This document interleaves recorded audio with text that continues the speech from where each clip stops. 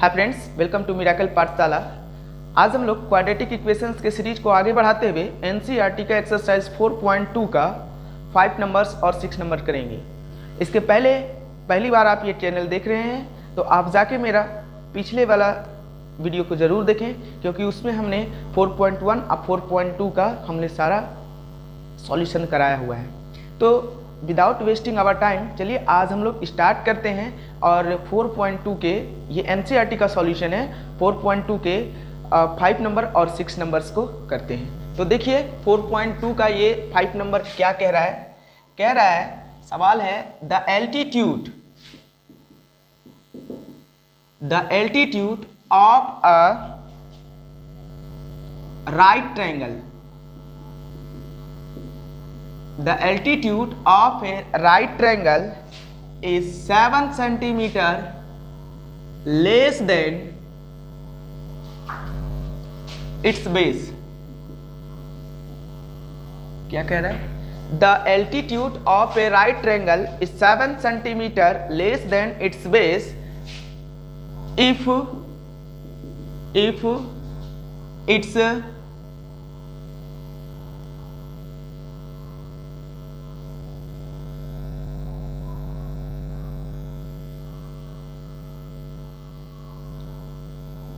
if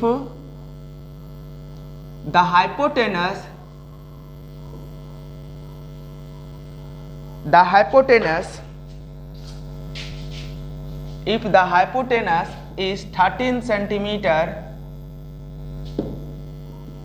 find the other two sides। ये important है, ये सवाल VBI है, आप लोग नोट कर लें, आपके एग्जाम ऑफ व्यू से ये बहुत ज़्यादा इंपॉर्टेंट है। क्या कह रहा है? The altitude of A right triangle is 7 centimetre less than it's base if the hypotenuse is 13 centimetre, find the other two sides. यानी कि देखिए ये राइट एंगल ट्रायंगल की बात हो रहा है, तो हम थोड़ा सा राइट एंगल जनरेट कर लेते हैं ताकि आप लोगों को ये समझ में आ जाए। ये ABC एक राइट ट्रायंगल है जिसमें कि एंगल B को हम लोग राइट एंगल कहेंगे। क्या कर द एल्टीट्यूड का मतलब होता है ऊंचाई या लंब, जो कहिए। एल्टीट्यूड मतलब ये तो हाइपोटेनस हो जाएगा, 90 डिग्री के सामने वाले को हाइपोटेनस करते हैं, इसको एल्टीट्यूड कह देंगे। ये क्या हो जाएगा? बेस। ये बेस हो जाएगा, ये एल्टीट्यूड, या इसको परपेंडिकुलर भी बोल सकते हैं आप लोग, ये एल्टीट्यूड है। ठीक है, तो देखिए क्या कह रहा है? The altitude of A right triangle, altitude के बारे में कह रहा है, इज 7 सेंटीमीटर लेस, 7 सेंटीमीटर कम है। ये जो एल्टीट्यूड है ये 7 सेंटीमीटर कम है, तो पहले माइनस कर दिए। इट्स बेस, इसके बेस से, यानी कि इसका बेस जितना है उससे ये 7 सेंटीमीटर कम है। तो हमको इसके बेस के बारे में पता नहीं है, तो मान लिया इसका बेस कितना है? x है, तो इसका एल्टीट्यूड कितना हो जाएगा? x - 7, इतना ही सेंटीमीटर हो जाएगा। x सेंटीमीटर मान लिए तो ये कितना हो जाएगा? इतना सेंटीमीटर। अब देखिए क्या कहा है, इफ द हाइपोटेनियस ये हाइपोटेनियस इज 13 सेंटीमीटर, ये कितना दिया है? 13 centimetre. Find the other two sides, ये और ये चाहिए हम लोगों को। तो यहाँ पे सॉल्यूशन में आप लोग लिखिएगा हमको क्या कह रहा है। जो मानना था सबसे पहले मानेंगे, क्यों? बेस मानेंगे, क्योंकि कह रहा है कि एल्टीट्यूड जो है वो बेस से 7 सेंटीमीटर कम है, तो बेस मान लेंगे। Let the base of right triangle equal to x centimetre. आप यहां ट्रायंगल लिख भी सकते हैं, नहीं तो सिंबल भी दे सकते हैं। तो इस एल्टीट्यूड कितना हो जाएगा? इट्स एल्टीट्यूड हो जाएगा x - 7 सेंटीमीटर। और गिवन ये दिया हुआ है हाइपोटेनियस कितना दिया हुआ है? 13 सेंटीमीटर। अब देखिए सबों को पता होगा कि राइट ट्रायंगल्स में पाइथागोरस थ्योरम क्या होता है, उसी थ्योरम का यूज करेंगे हम लोग। तो यहां लिखेंगे बाय यूजिंग पाइथागोरस थ्योरम।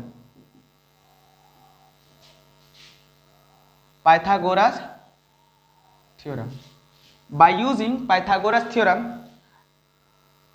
यहां पे लिख देंगे in triangle ABC, in triangle ABC, angle B equal to कितना 90 डिग्री। अब लिखेंगे बाय यूजिंग पाइथागोरस थ्योरम क्या हो जाएगा, AC का स्क्वायर जो हो जाएगा हाइपोटेनियस का स्क्वायर जो होता है rest other two sides AB square plus BC square के इक्वल हो जाता है। हाइपोटेनियस कितना है यहाँ पे 13, ये 13 का स्क्वायर लिखेंगे। AB कितना है x माइनस 7, इसका स्क्वायर लिखेंगे। BC कितना है x, इसका स्क्वायर लिखेंगे। अब देखिए यहाँ पे आइडेंटिटी का फॉर्मूला लगेगा, वो क्या है a माइनस बी का whole square.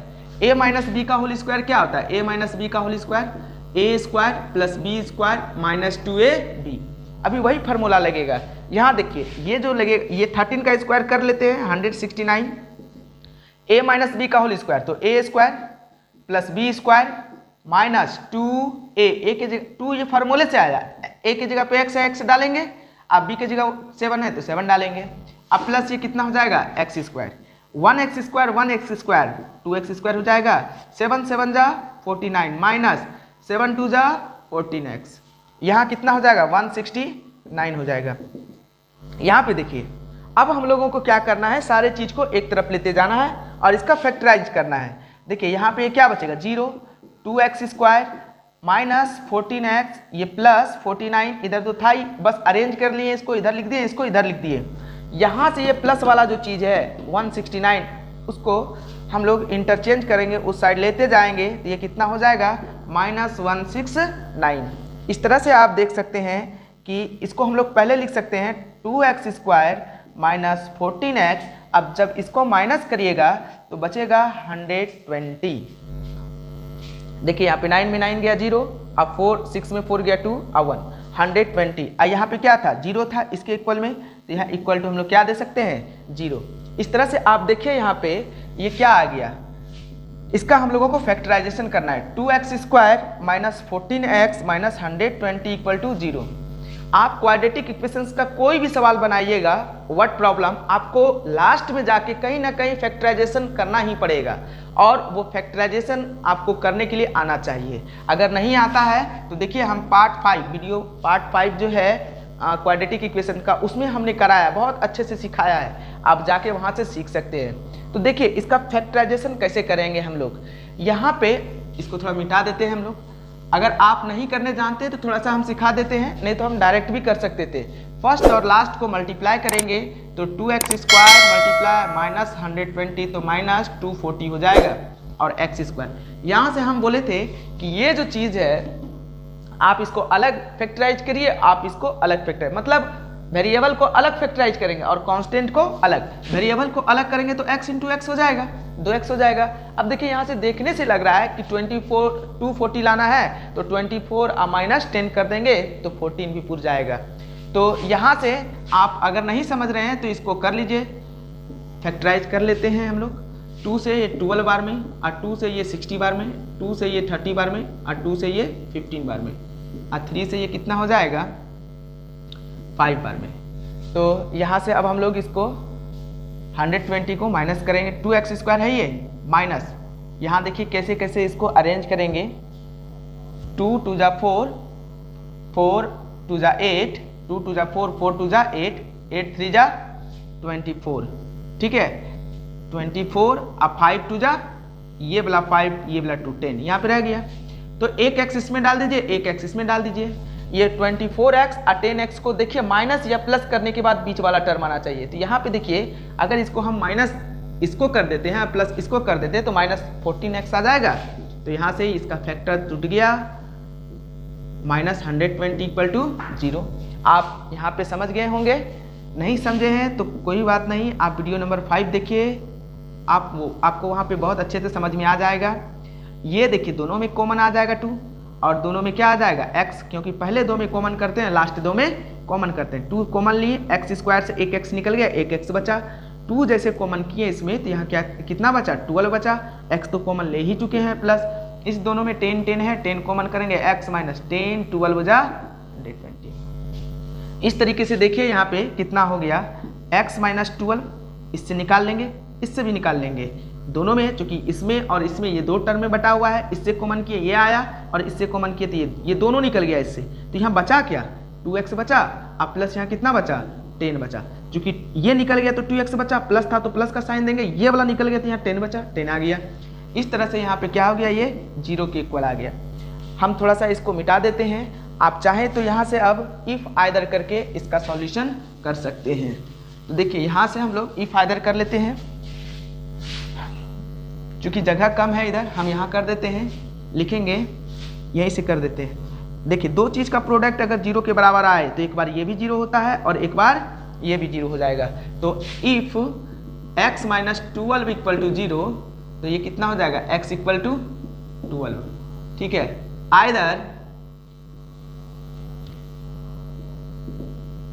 Either 2x plus 10 equal to 0, 2x plus 10 equal to 0, तो 2x इक्वल टू क्या है, प्लस में है, ये साइड चेंज होगा तो इसका साइन भी चेंज हो गया, माइनस में हो जाएगा। तो x इक्वल टू कितना हो जाएगा, -10/2, तो ये कितना हो जाएगा 5, तो x इक्वल टू -5। इस तरीके से x का 2 वैल्यू आ गया, तो x इक्वल टू 12 और x इक्वल टू -5। ये देखिए आप अगर यहाँ पे -5 की बात करें तो कभी भी किसी भी ट्रायंगल्स का साइड निगेटिव नहीं हो सकता है। आपने कभी सुना है कि कभी किसी भी ट्रायंगल्स का -5 सेंटीमीटर साइड है या -2 सेंटीमीटर, तो डिस्टेंस ना होता है, वो डिस्टेंस कभी भी साइड का निगेटिव नहीं हो सकता है। इसको हम लोग निगलेक्ट करेंगे, लिखेंगे it can't be possible, it can't be possible. यहाँ से आप लोग डायरेक्ट लिख सकते हैं, सो x इक्वल टू कितना 12, x जो आया ये 12 आ गया। अब हम लोगों को x नहीं चाहिए था, ये अदर 2 साइड चाहिए था, बेस और एल्टीट्यूड, क्योंकि हाइपोटेनस तो दिया हुआ है। तो यहाँ से लिखेंगे हम लोग, सो बेस इक्वल टू कितना हो जाएगा, बेस क्या माने थे x इक्वल टू कितना निकल गया 12 सेंटीमीटर, और यहाँ पे जो एल्टीट्यूड था ALTITUD एल्टीट्यूड था वो कितना था x माइनस 7, दैट इज इसको x की वैल्यू पुट करें तो 12 माइनस 7 दैट इज कितना बचेगा 5 सेंटीमीटर। तो इस तरीके से आप x का वैल्यू आ जाए तो आप वहाँ मत छोड़ दीजिए, आप उसको जो चीज़ कह रहा है निकालने के लिए पूरा कंप्लीट सॉल्यूशन करिए। अगर आप यहाँ छोड़ दीजिएगा तो आपका आंसर गलत आ सकता है। तो बेस कितना हो गया 12 सेंटीमीटर और एल्टीट्यूड कितना हो गया x minus 7 that is 12 minus 7 5 centimetre. आप यहाँ पे यूनिट को जरूर मेंशन करें, अगर यूनिट मेंशन नहीं करिएगा तो आपका सवाल गलत हो सकता है। गलत नहीं मतलब आपका सवाल में नंबर्स कट हो सकते हैं। तो चलिए अब हम हट जाते हैं पीछे, आप लोग इसे अच्छे से नोट करें और वीडियो को पॉज करके अच्छे से नोट करें। आप लोगों ने नोट कर लिया होगा, अब हम इसको मिटाने जा रहे हैं।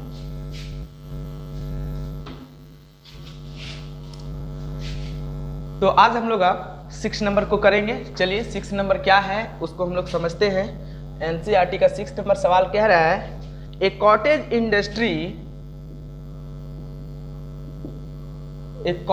Industry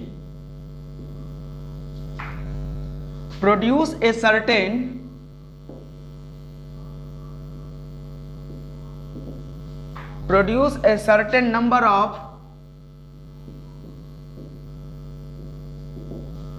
of poetry articles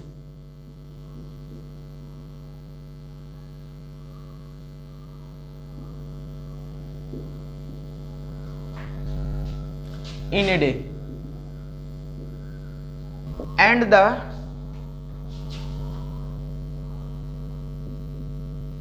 cost of each article.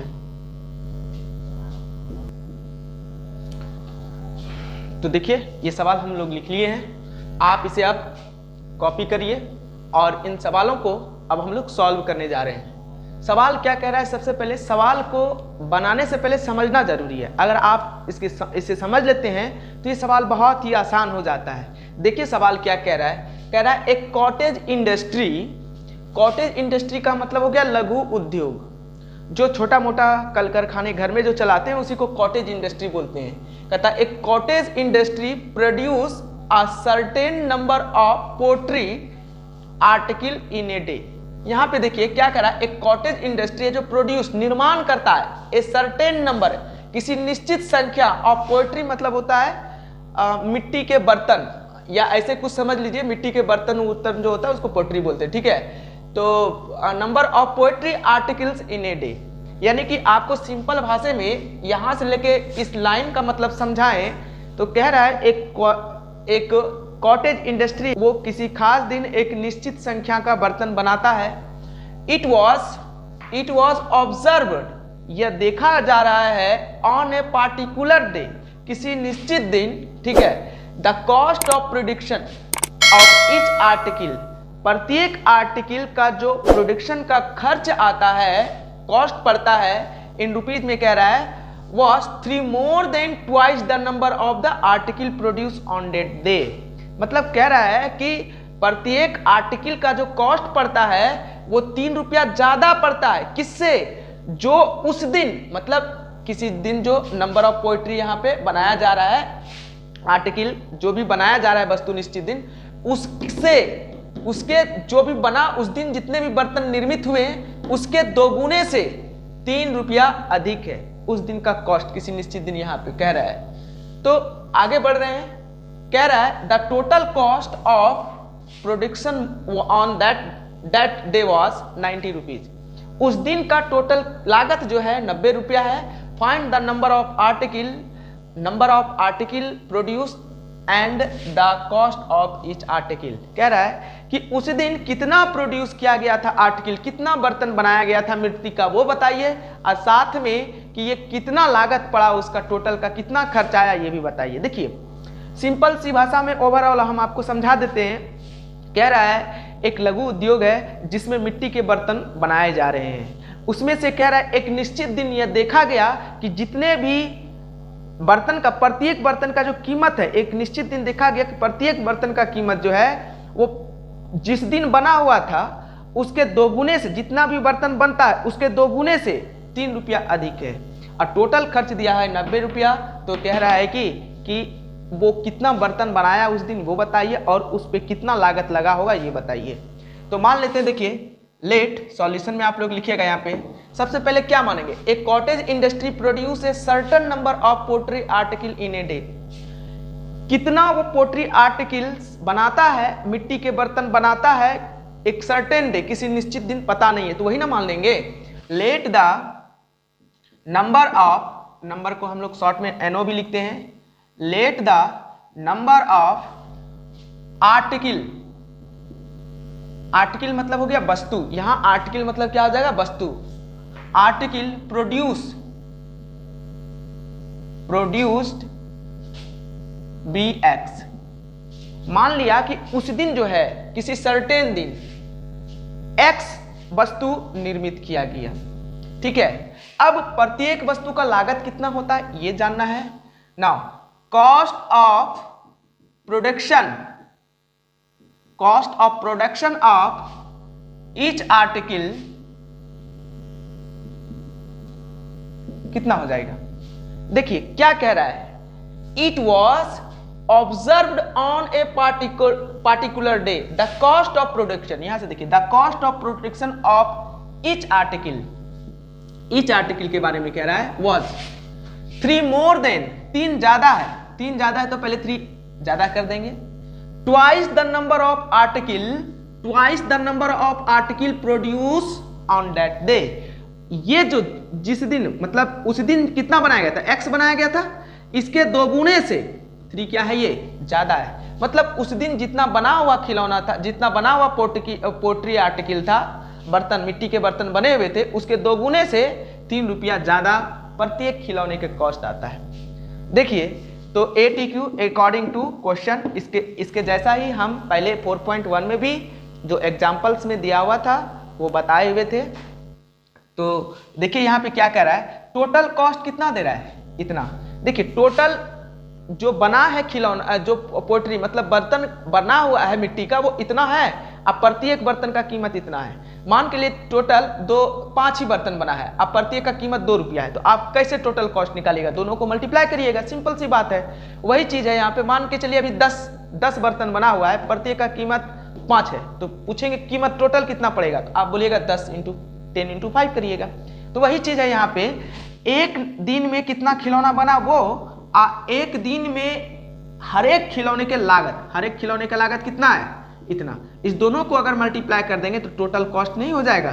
Total cost कितना है यहाँ पे 90 रुपीज़। तो इसको 90 रुपीज़ के बराबर करेंगे हम लोग। तो यहाँ पे देखिए कि इसका हम लोग इससे मल्टीप्लाई, इसको इससे मल्टीप्लाई, ये कितना हो जाएगा 2x² प्लस कितना हो जाएगा 3x। इससे इसमें जब करेंगे 2x², x से इसमें करेंगे तो 3x, ये प्लस में है ना इधर -90 इक्वल टू ये क्या हो जाएगा 0। अब यहाँ से हम लोगों का फैक्टर टूटेगा। देखिए फैक्टर कैसे तोड़ेंगे, ये देखिए इसको जब आप मल्टीप्लाई करिएगा तो कितना हो जाएगा, फर्स्ट और लास्ट को 2x² मल्टीप्लाई -90 -180x²। यहाँ से अब हम कैसे इसका फैक्टराइज करें कि प्लस माइनस करने पर 3 भी आ जाए और इसको प्रोडक्ट करें तो -180 भी आ जाए। 180 को आप अलग फैक्टराइज करिए और x² को अलग फैक्टराइज करते हैं। 2 से 90 बार में, 2 से ये कितने बार में 45 बार में, और 5 से ये कितने बार में 9 बार में। यहाँ देखिए हम लोगों को कुछ ऐसा अरेंज करना है कि 3x भी पुर जाए। ये 3 से 3 बार में कट जाएगा।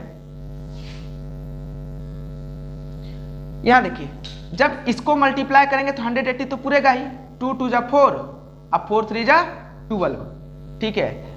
यहाँ से देखिए ऐसा कर सकते हैं 4 3 जा 12, आप 5 3 जा 15 प्लस 15x कर सकते हैं। और देखिए 15 और 12, 2 2 जा 4 3 जा 12, इसको जब करेंगे तो ये फैक्टर टूट गया। इसको जब मल्टीप्लाई करिएगा तो 180 पुर जाएगा और हमको लाना कितना है 3x लाना है, तो प्लस 15 माइनस 12x। देखिए प्लस 15 माइनस 12 जैसे ही करेंगे तो प्लस 3x हो जाएगा। इस दोनों का प्रोडक्ट करिए, देखिए कितना आ जाएगा -180। हम बोले थे ना 2x को एक x इसमें दे दीजिए, एक x इसमें। अब इसको अरेंज करना है तो ये प्लस में कर दीजिए, इसको माइनस में। सिंपल सी बात है। यहाँ कितना हो जाएगा 2x² -90 इक्वल टू 0। पहले दो में कॉमन, लास्ट दो में कॉमन करेंगे। तो पहले दो में कॉमन क्या आ रहा है, अपना x आ रहा है। इस दोनों में कुछ कॉमन नहीं तो x आ रहा है। यहाँ 2 है, यहाँ x की संख्या 1 है तो x कॉमन आ गया। इधर क्या बचा 2x प्लस क्या बचा 15 माइनस, इस दोनों में क्या चीज़ कॉमन आ रहा है, इस दोनों में देखो, देखिए यहाँ पे इस दोनों में क्या कॉमन आ रहा है, इस दोनों में 6 कॉमन आ रहा है। जैसे ही 6 कॉमन लेंगे तो 6 2 जा 12, x बचेगा। माइनस कॉमन किए हैं तो माइनस माइनस ये क्या हो जाएगा प्लस। अब 15 6 जा 90, सबको पता है। यहाँ से देखिए 2x प्लस 15, 2x प्लस 15 दोनों में है 2x प्लस 15। एक बार कॉमन लेने के बाद फिर दोबारा देखिए इसमें कॉमन आएगा 2x प्लस 15 कॉमन कर लेते, यहाँ क्या बचा x माइनस, इसको कॉमन कर लेते क्या बचा 6 इक्वल टू क्या 0। यहाँ से हम लोग देख सकते हैं 2x प्लस 15 और x माइनस 6 इक्वल टू 0। इस तरह से दो चीज का प्रोडक्ट किसके बराबर आ गया 0 के बराबर आ गया। दो चीज का प्रोडक्ट यहाँ पे 0 के बराबर आ गया। तो यहाँ से हम लोग इफ और आइदर कर सकते हैं। इफ लिखेंगे if 2x plus 15 equal to 0, तो 2x इक्वल टू कितना प्लस में है ना, उधर माइनस में 15 हो जाएगा। तो x इक्वल टू कितना -15/2। यहां देखिए if either x minus 6 equal to 0, तो x इक्वल टू कितना हो जाएगा 6। यहाँ पे x का दो वैल्यू आया, कौन कौन सा, एक x का वैल्यू -15/2 आया और एक x का वैल्यू 6 आया। तो आपको यहाँ समझना है कि देखिए x क्या माने थे, the number of article produce bx। यहाँ माने क्या है कि कितना आर्टिकल बना है, ठीक है, निर्मित हुआ है। प्रोड्यूस मतलब निर्मित हुआ है, कितना आर्टिकल निर्मित हुआ है। तो देखिए कोई भी बनाएगा तो ये देखिए 15 हाफ, इसका मतलब 7 हाफ 7.5 हो गया। 15 हाफ 15 का आधा, ये कभी बनेगा। नंबर्स जब भी बनाया जाएगा आर्टिकल्स, वो पूरी कंप्लीट बनाएगा, कभी वो आधा पौने 3 ऐसे कुछ नहीं बनाता है कोई।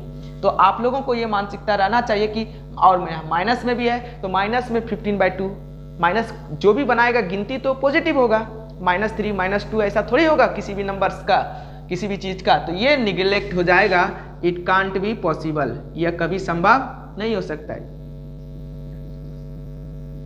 यह संभव नहीं है। देखिए x इक्वल टू कितना हो गया 6, तो इसको हम लोग पॉसिबल कह सकते हैं। तो x क्या निकल गया नंबर ऑफ आर्टिकल, तो यहां पे हो जाएगा hence number of article, number of article कितना हो जाएगा x डेट इज 6, ठीक है 6 आंसर हो गया। अब क्या कह रहा है, cost of production of each article, cost of production of each article कितना हो जाएगा, ये 2x + 3 है, दैट इज 2 × x, x का मान 6 + 3 कितना हो जाएगा, 2 6 = 12 और 12 + 3 15, मतलब ₹15। यहाँ पे देखिए कॉस्ट ना निकला है इसलिए रुपीज में देना पड़ेगा। अब देखिए टोटल लागत, ये देखिए 6 आर्टिकल है, एक आर्टिकल का कीमत 15 रुपीज, तो 6 15 = 90 और टोटल लागत भी 90 रुपया दिया हुआ है। तो इस तरह से हमारा सवाल कंप्लीट हो गया। तो यहाँ पे हम रुपीज ही लिखेंगे क्योंकि कॉस्ट है तो रुपीज में ही लिखना पड़ेगा, यूनिट को ध्यान में रखिएगा। इस तरह से आप इसे नोट कर लीजिए और आज का सेशन यहीं पे समाप्त होता है क्योंकि ये एक्सरसाइज खत्म हो गया। अब नेक्स्ट एक्सरसाइज हम लोग अगले वीडियो में लाएंगे और उसको सॉल्व करेंगे 4.3। तो आप लोग इसे नोट कर लीजिए और हमारे चैनल को अगर आपने अभी तक सब्सक्राइब नहीं किया है तो ज़रूर सब्सक्राइब करें ताकि आपको जो भी हम वीडियो डालें उसका नोटिफिकेशन आपको जाए। अगर आप पढ़ते हैं इस चैनल से तो आपको वो चीज़ जल्दी नज़र आ जाए, जैसे ही यूट्यूब खोलिएगा मेरा नोटिफिकेशन आ जाएगा कि आज ये वीडियो डाला गया है, तो आप लोग उसे ज़रूर ही मेरे चैनल को सब्सक्राइब करिए। आज के लिए बस इतना सा ही।